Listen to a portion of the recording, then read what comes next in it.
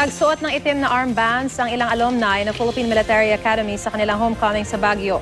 Pakikiramay ito sa 44 na tauhan ng PNP staff na napatay sa engkwentro sa mga Masapano mag-iisang buwan na ang nakalilipas. Mula sa Baguio, may ulat on the spot si Salima Refran. Sam? Maris, naging makulay nga ang Grand Parade dito nga sa Philippine Military Academy homecoming sa Fort Gregorio del Pilar sa Baguio City. Mahigit 1,000 aktibo at nagretiro ng mga opisyal ng Philippine National Police at Armed Forces of the Philippines ang nagbalik sa kanilang alma mater para sa homecoming ngayong taon.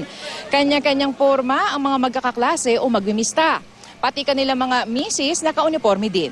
Agaw pansin naman ang PMA Dimasupil class ng 1967. Ilang miyembro ng kanilang klase ang may suot na itim na armband na may numerong 44. Pati kanilang mga asawa at kaanak naka-armband din. Pagpapakita raw nila ito ng pakikisama at pakikiramay sa 44 na miyembro ng SAF na nasawi sa pagtugi sa teroristang si Marwan sa mga Masapano sa Maguindanao. Naranasan daw nila ang hirap ng pakikipaglaban sa Mindanao noon bilang combat pilots. Git nila kung nabigyan ng tamang reinforcement na buhay pa sana ang mga ito. Guest of honor naman si dating AFP Chief at ngayon Executive Director ng Presidential Commission on the Visiting Forces na si Retired General Eduardo Oban.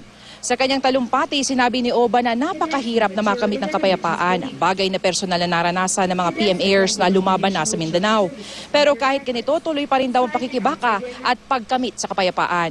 Wag na wag raw kakalimutan ang mga salitang courage, integrity at loyalty na moto ng PMA. May mga PMAer daw kasi na tila nakakalimot na sa mga salitang ito. Maging gabay sana raw ito sa pagganap ng mga Cavaliers sa kanilang mga misyon ngayon sa bansa.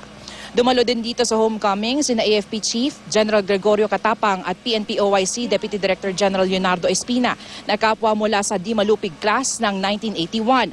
Wala naman ang kanilang mista na si resigned PNP Chief Alan Purisima. Nandirito rin si DND Secretary Voltaire Gasmin at DILG Secretary Mar Rojas. Samantala, Maris, narito naman ang pahayag ni retired Major Manny Dalipe, isa sa mga miyembro ng Class 67 na may suot na black armband. We really sympathize with our 44 SAF fallen heroes. We did not wait the way they were abandoned with no reinforcement for so many hours. They could have survived if they were reinforced. Maris, pinarangalan naman ang mga Diamond, Golden at Silver Jubilarians na batch 1955, 1965 at 1990. Magpapatuloy naman hanggang bukas ang PMA Homecoming dito nga sa Baguio City. Maris. Maraming salamat, Salima Refran.